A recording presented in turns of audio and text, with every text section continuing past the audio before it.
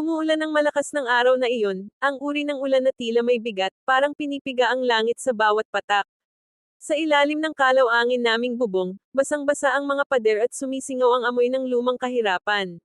Si B, ang aking anak, ay nakakubli sa ilalim ng marupok na kumot. Nilalagnat siya at inuubo ng sunod-sunod. Tuwing maririnig ko ang kanyang pag-ubo, parang may kumakalabit sa aking kaluluwa, paalala ng takot na baka hindi ko na siya makita kinabukasan. Pneumonia, sabi ng doktor matapos tingnan ang x-ray. Kailangan siyang ma-admit agad. Kung maantala pa, delikado.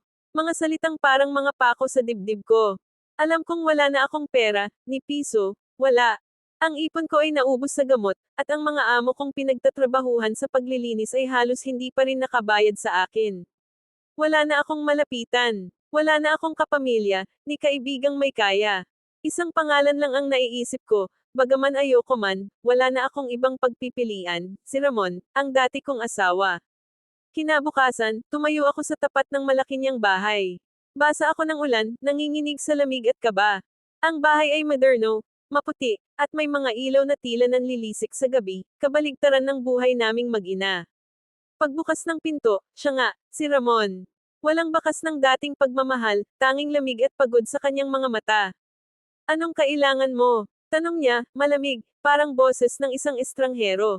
Huminga ako ng malalim, pilit nilulunok ang aking hiya. May sakit ang anak natin. Wala na akong pera. Ramon, tulungan mo kami, kahit ngayon lang. Tahimik siya sandali. Pagkatapos ay lumakad papasok. Akala ko'y kinuha niya ang pitaka.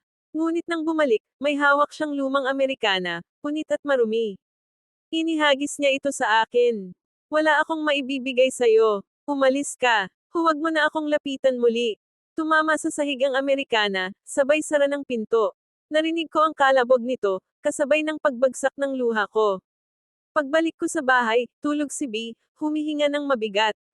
Naupo ako sa gilid ng kutson at hinawakan ng Amerikana. Gusto ko sanang itapon, ngunit bago ko gawin, napansin kong parang may matigas sa bulsa. Hinugot ko iyon. Isang maliit na sobra, nabasa ng ulan ngunit seliado pa rin.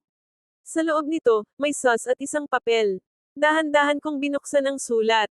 At sa mahinang ilaw ng kandila, nabasa ko ang nakasulat sa likod ng lumang resibo. Kung nababasa mo ito, ibig sabihin ay nagbago ang isip ko, ngunit huli na ang lahat. Ang sauce na ito ay para sa isang safety deposit box sa bangko. Lahat ng naiipon ko ay nakapangalan sa iyo at sa anak natin. Ramon, nanlaki ang mga mata ko. Hindi ko alam kung iiyak ako o tatawa sa gitna ng luha.